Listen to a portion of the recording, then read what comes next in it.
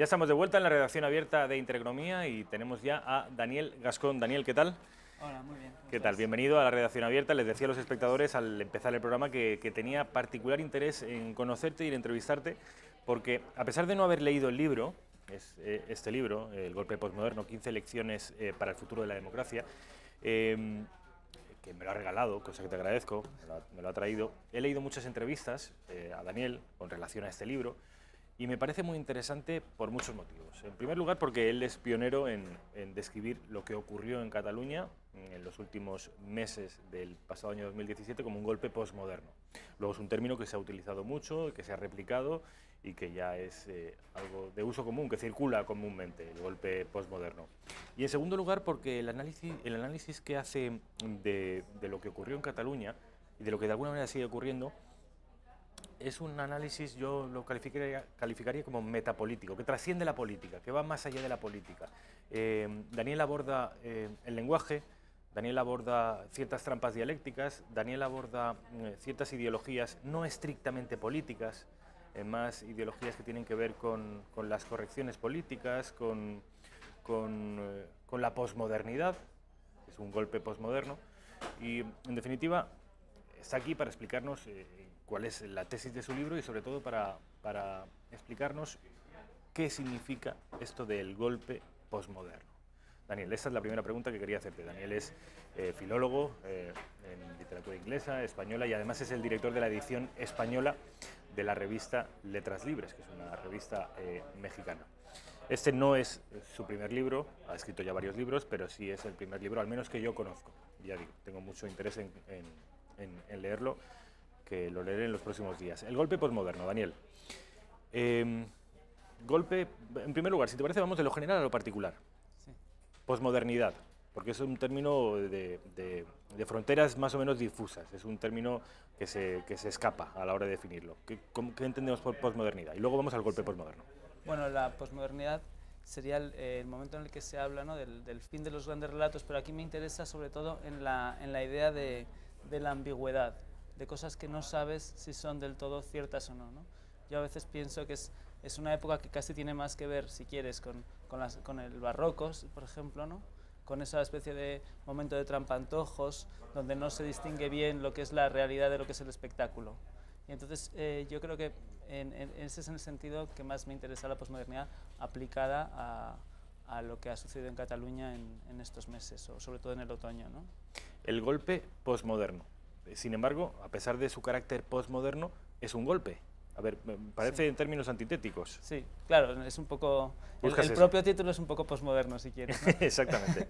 Digamos que bueno, sí que hay en el 6 y el 7 de septiembre, con las votaciones en el Parlamento y la aprobación de la ley de transitoriedad y la ley del referéndum, sí que habría el paso de un orden legal a otro saltándote la legalidad, ¿no? O sea, que sería una definición clásica de golpe. Lo que cambia, yo creo, pues son varias cosas. Una es que, por ejemplo, no tienes la violencia explícita, ¿no? Está implícita, incluso se espera que, digamos, eso lo ponga el adversario, ¿no?, que sea el Estado el que la ponga. Y luego también yo creo que lo más característico es, lo estamos viendo con los procesos judiciales, si el camino hacia la independencia es fructífero, habría sido imparable.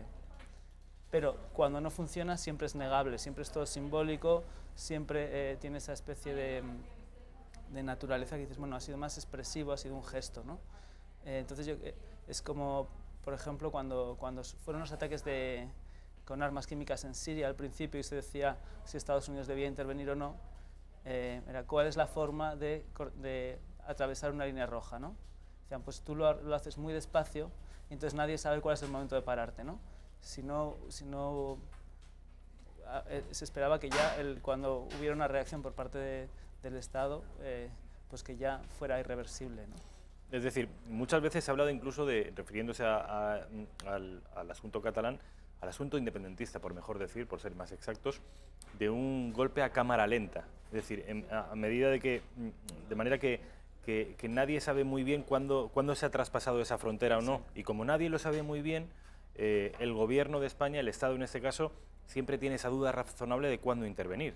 Sin embargo, tú dices que el Estado finalmente interviene el Estado y que, literalmente, dices en una entrevista, que la reacción del Estado y el Estado mismo ha gustado a muchos catalanes. Sí, más que nada había una... Yo creo que a veces siempre el peligro que corremos todos es creernos nuestra propia propaganda, ¿no?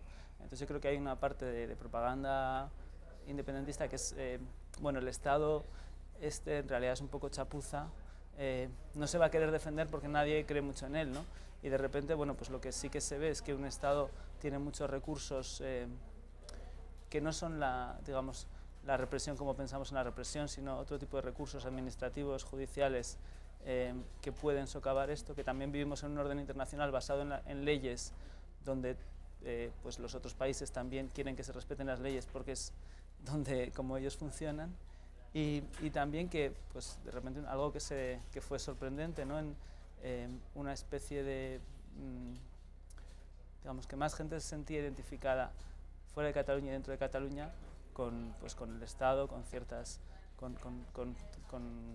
bueno, con ser españoles, ¿no? Hay muchos catalanes que de repente habían sido quizá una parte pues menos articulada, menos visible, pero que dicen, bueno, se puede ser catalán y se puede ser español y somos las dos cosas, ¿no? Y eso pues hubo manifestaciones que fueron muy importantes porque permitieron visibilizar eso, que yo creo que era algo que muchas veces nos quejamos de la prensa extranjera que no lo veía, pero creo que a veces no se veía tampoco ni siquiera en España, ¿no? La propia España. Es decir, bueno, pues claro, gente que tiene además, muchos de ellos también son hablantes de catalán, que son tal, pero que también tienen otro vínculo, ¿no? Yo creo que además, yo soy aragonés, tengo mucha familia catalana y muchos son ese tipo de gente, ¿no? Me interesa mucho esto que acabas de decir, Daniel, de que el separatismo, una parte del separatismo se creyó su propia propaganda, en el sentido de que pensaban que España en tanto que un Estado oscuro, atávico, con una pulsión cruel, mal disimulada, anticuado, con una carencia de tradición democrática, en fin, toda esta leyenda negra, la antigua y la contemporánea, creyéndose ese mismo relato, actuaron con la esperanza de que el Estado español se desmoronara. No fue así. Me interesa abundar en el origen de ese relato, porque ese relato lo compran las élites separatistas, pero también una cierta izquierda en toda España, en Aragón, tu tierra, en Valencia, en la mía, en Andalucía. Hay una cierta izquierda que tiene una mala imagen de su propio país, en el sentido de que, bueno, pues ya conoces la leyenda negra, pero también en el sentido de ser un país donde las instituciones funcionan un poco mal, con un paro estructural que nunca bajará del 20%, un discurso así muy negativo de su propio país. ¿Tú ves esto así?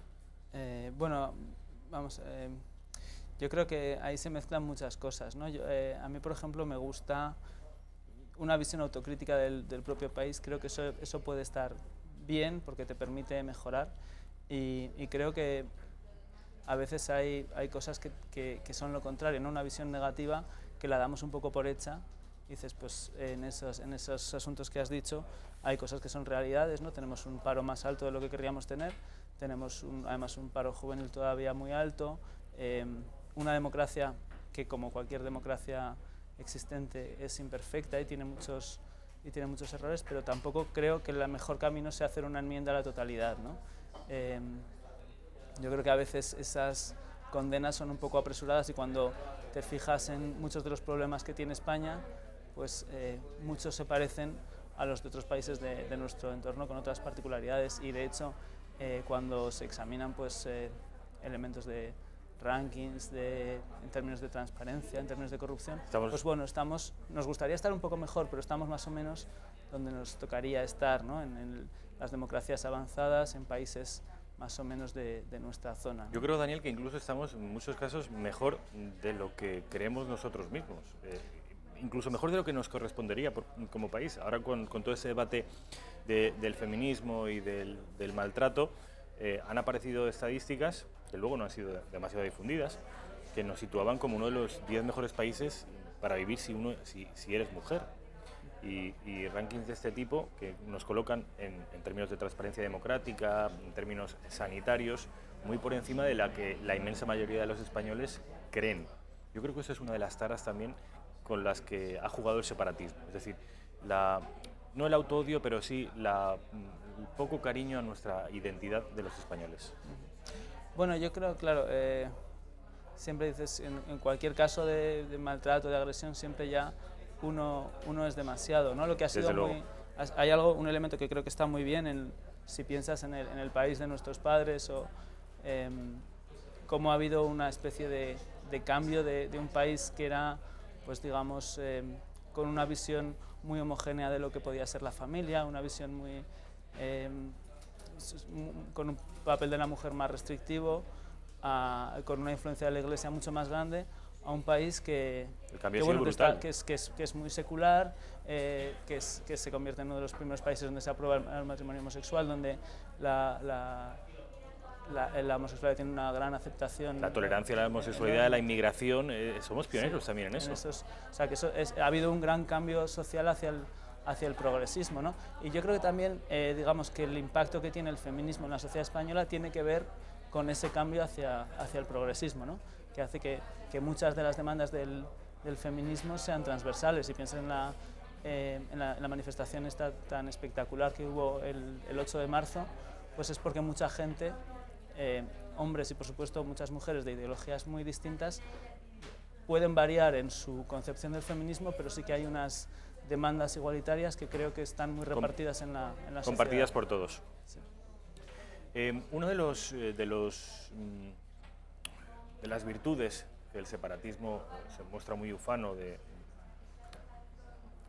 separatismo dice que el movimiento del procés ha sido de baix a dalt, de arriba, o sea, de abajo a arriba. ¿Tú no estás muy de acuerdo con esto? No, y yo no estoy de acuerdo, es que además creo que los datos no apoyan esa teoría, ¿no? Hay un gran aumento del apoyo a la independencia en el momento en que Convergencia y Unió decide hacerse independentista. Se había estado en torno al 10, 15, de repente sube al 40, más o menos coincidiendo con ese giro, ¿no? Pero algún catalanista te diría, o algún nacionalista te diría, Daniel, ese incremento, si bien mucho más moderado, ya venía produciéndose desde el conflicto del Estatut, sí. Ese incremento del independentismo. Claro, sí, Claro, lo que pasa es que, por ejemplo, cuando se cuenta lo del relato del Estatut, siempre se olvida el año entero que estuvieron pactando el PP y Convergencia en las instituciones, ¿no?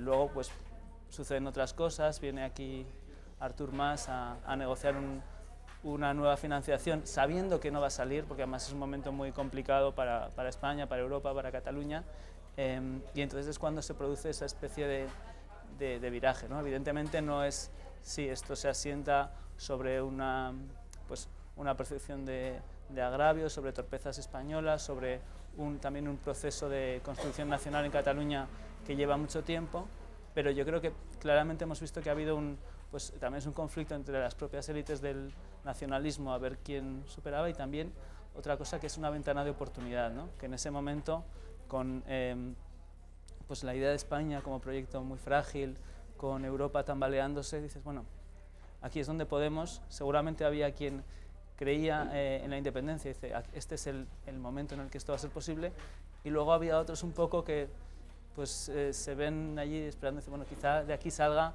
un nuevo acuerdo fiscal o con un mayor reconocimiento para determinados símbolos, y de repente pues, ha seguido para más, ¿no? Siempre había esa cosa que se decía de que lo de hoy paciencia, mañana independencia, y entonces quizá el error ha sido ponerle fecha, ¿no? Había esa frase que decía Maimónides, ¿no? De el Mesías vendrá pero podría retrasarse. Siempre el problema es ponerle una fecha porque eso te obliga a muchas más cosas, y creo que al independentismo también le ha sucedido eso. Avui paciencia y demà independencia era uno de los gritos que se blandían durante la transición, y efectivamente hay un momento en el que el separatismo... Hay muchas teorías por las que el separatismo le pone fecha y se mete directamente en el procés. Bueno, mucha gente habla del movimiento 15M, de que el punto de inflexión se produjo cuando aquel acoso a los diputados catalanes a las puertas del Parlamento, que Artur Mas se dio cuenta de que estaban perdiendo la calle. Hay otros que dicen, por ejemplo, mi amigo Santiago Espot, de Catalunya Acció, que él dice que el procés no se hubiera podido entender sin la cantidad de referéndums locales que se produjeron en los años anteriores, empezando por el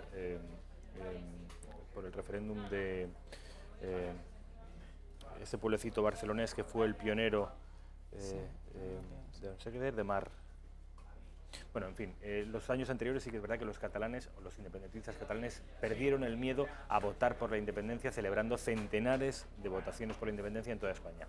Eso también, en fin, existen una serie de precedentes por los que Artur Mas se atreve a dar ese salto, entre otras cosas también por la corrupción galopante que afectaba y estaba carcomiendo su propio partido. Sea como fuere, sí que es verdad que se plantean ellos mismos una fecha que luego van posponiendo, pero hay un momento en el que Carles Puigdemont, que este sí que es un separatista de socarrel desde siempre, no como Artur Mas, que es un advenedizo, él sí que establece una fecha y después de muchas dudas la confirma y hace lo que hace. Entonces, estamos donde estamos porque efectivamente ellos mismos se ponen una fecha.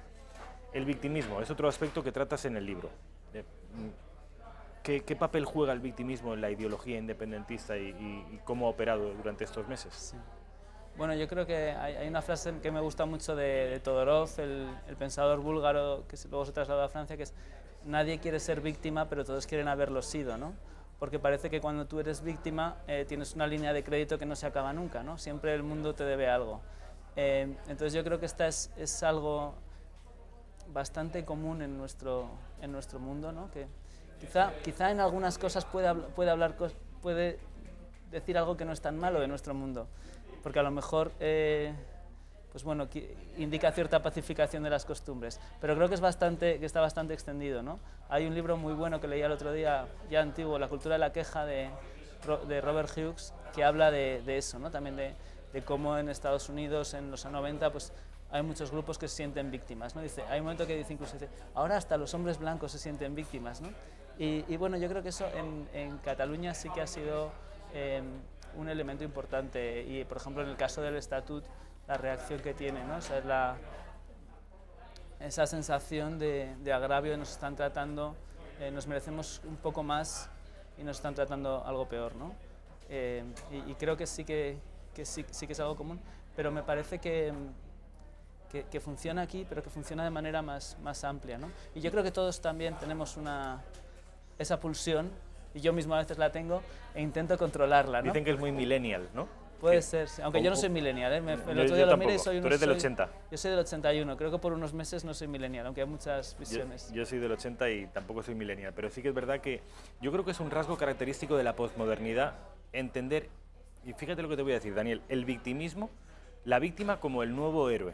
Es decir, quizá del 45, por poner una fecha, de mitad del siglo XX hacia atrás, el héroe era el hombre valeroso, hombre, en el sentido masculino, es importante, más valeroso, valiente, varonil, con una serie de valores como el honor, y ahora los valores han transmutado. Occidente por primera vez en su historia cambia los valores y la víctima es el nuevo héroe. Sí. Y en tanto que es el nuevo héroe, el separatismo abunda, siempre jugó al victimismo, pero ahora, sabedor de que concita toda la atención internacional, abunda en ese victimismo. Sí, Sánchez Ferlosio hablaba del victimato, por ejemplo, ¿no? Con esta idea de cómo te... A ver, cuéntame eso de victimato. Sí, bueno, pues un poco lo de Todorov, ¿no? Cómo eso te da una especie de legitimidad que otras cosas no te dan, ¿no? Y yo creo que también a veces usas la idea de víctima de manera ya casi agresiva, ¿no? Porque ya lo lanzas, ¿no? Yo soy víctima, y creo que está vinculada con otro elemento que también es importante en el caso del separatismo, el secesionismo o el independentismo, que es el énfasis en la identidad, ¿no? Yo creo que todos tenemos, que las identidades siempre son bastante contradictorias, complejas, son múltiples, también tienen un elemento que es, bueno, que es algo dado y por tanto azaroso, pero también es algo que vas construyendo, ¿no? Y entonces... la invención de la tradición. La invención de la tradición, exacto, pero de repente escoger solo esta característica es la que realmente me define, ¿no? Cuando, bueno, todos sabemos que somos producto de mucha gente, de amigos que hemos conocido, de influencias raras, o que de repente tú, pues, no sé, has tenido una novia italiana y entonces eres un poco de la selección italiana y no sabes por qué, y esas cosas suceden, y creo que está bien que nos enriquezcan, estar un poco con las antenas abiertas a desarrollar otros afectos y no encerrarnos solo en los afectos de casa, ¿no?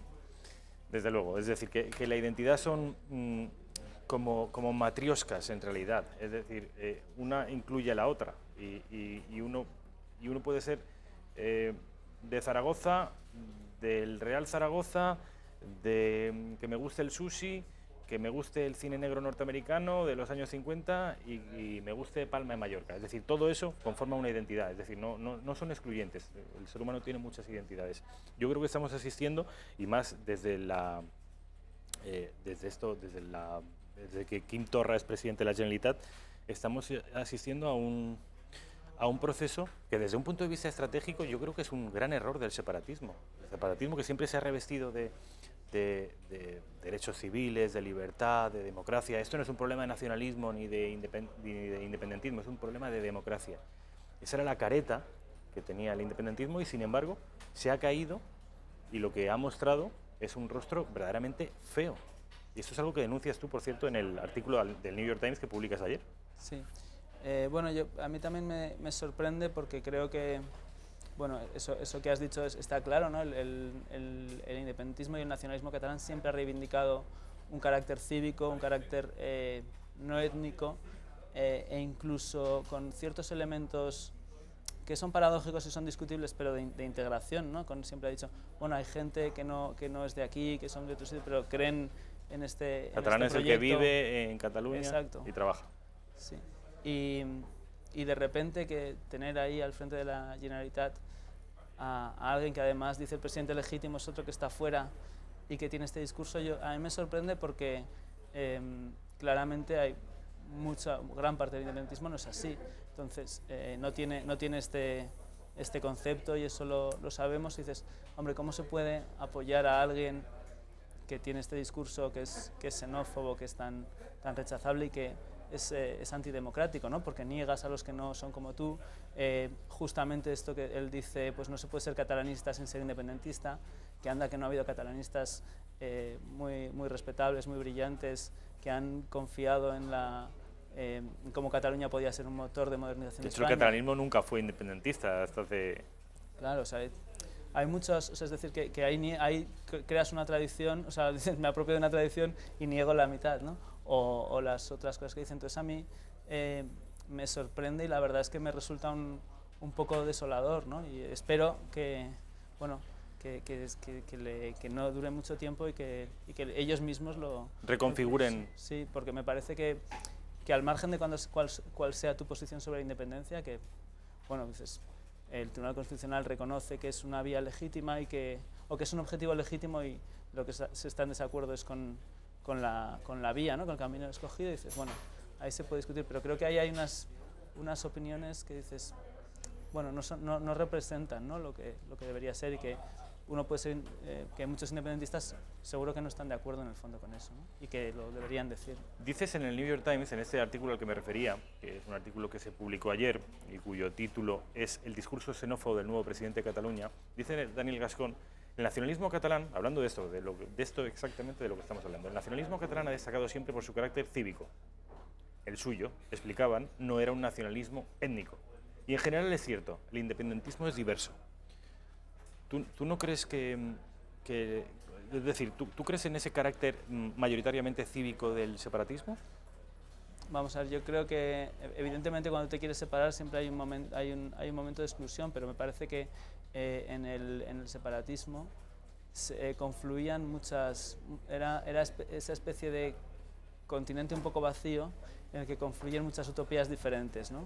Que por eso también es tan contradictorio. De repente tienes a partidos que siempre han sido business friendly, que además han sido a lo mejor o con una vinculación mayor o menor con el catolicismo, y al mismo tiempo tienes otros grupos que son anticapitalistas, o que nos dicen, pues esta va a ser la república independiente donde mejor se hagan negocios y donde todo funcione mejor, pero también va a ser la más feminista y la más ecologista, ¿no?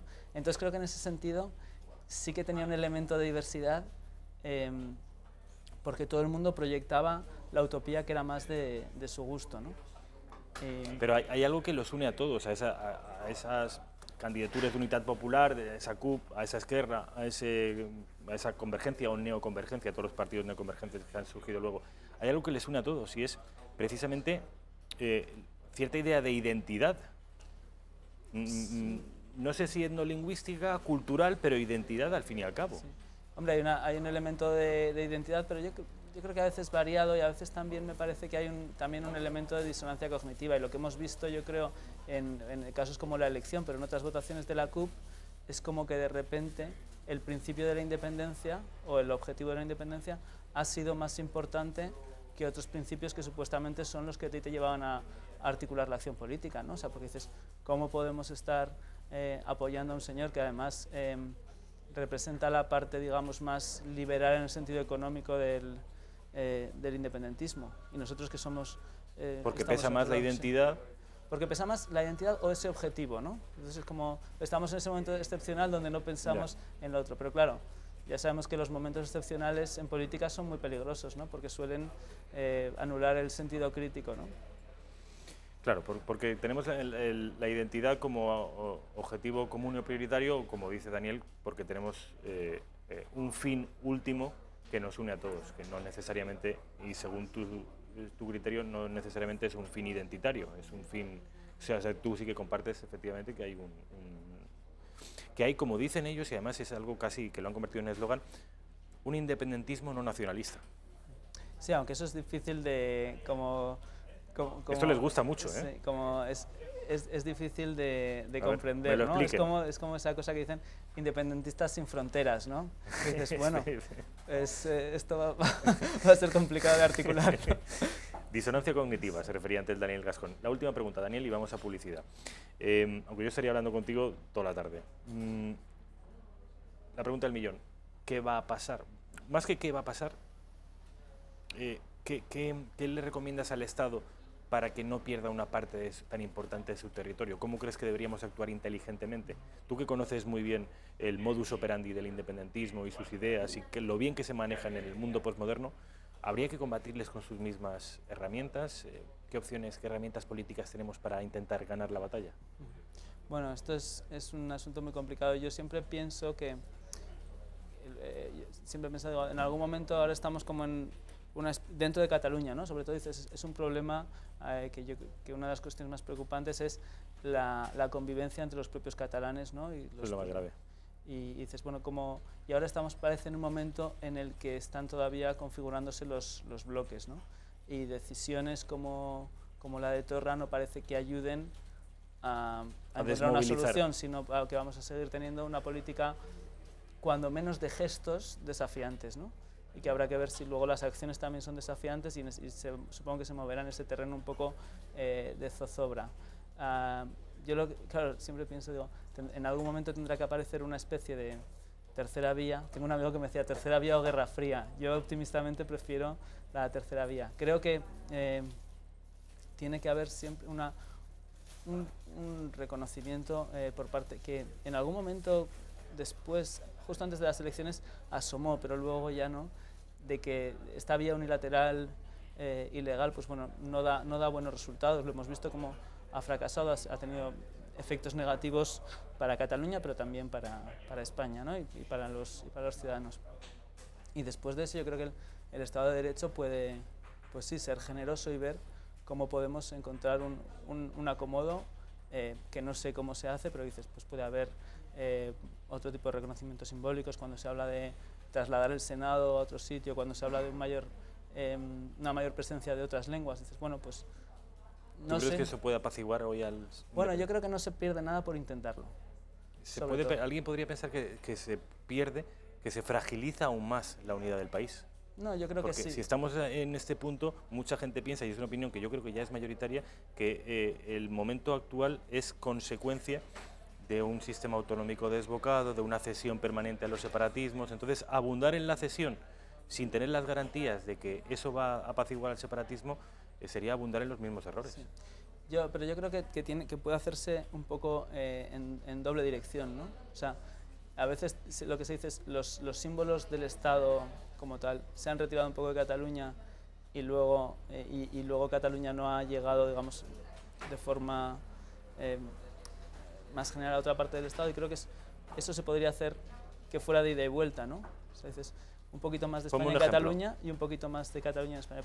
Pues eso, te digo, mayor presencia de la lengua catalana en otros Bueno, sí, lugares. ese es un ejemplo de la cesión, de una nueva cesión del Estado al independentismo catalán, pero un contraejemplo. En que los catalanes a qué se comprometen. Que hubiera instituciones más presentes en otros lugares de España, instituciones del Estado, ¿sabes? ¿Tú crees que eso podría ser útil? Sí, yo creo que podría ser útil. O, desde luego, o sea, yo no sé cuando se habla de reforma constitucional o no, pues eso no lo sé. Lo que sí, porque creo que son cuestiones más técnicas y que a lo mejor son necesarias, a lo mejor no. Pero sí que me parece que hay asuntos que, bueno, no lo sé, que a lo mejor si hay un consenso y conseguir que se hagan de buena fe, se podría explorar esa vía, ¿no? Se podría explorar esa vía, ¿no? Yo creo, muchas veces siempre hablamos, ¿no? Que seguro que aquí también dices, admiramos la transición, ¿no? Dices, la transición fue un pacto entre gente que tenía unas diferencias mucho más irreconciliables que las que pueden tener alguien que sea partidario de la unidad y alguien que sea partidario de la independencia, ¿no? Porque hay muchos, por ejemplo, elementos de modelo político se van a parecer mucho más. Pues, la violencia no ha estado presente de esa manera, entonces, pues, bueno, evidentemente siempre vamos a tener que hacer bueno, concesiones y este tipo de pactos democráticos donde nadie se queda del todo contento, ¿no? Lo que pasa es que sí que creo que para eso pues tienes que empezar una negociación que sea leal y donde también se reconozca que este camino ambiguo, posmoderno, de ruptura de la legalidad de pasito para adelante, pasito para atrás, pues bueno, que no era el que no ha funcionado. Daniel Gascón, autor del Golpe Postmoderno, 15 lecciones para el futuro de la democracia. Te agradezco mucho que hayas estado aquí. Ha sido un placer hablar contigo y entrevistarte.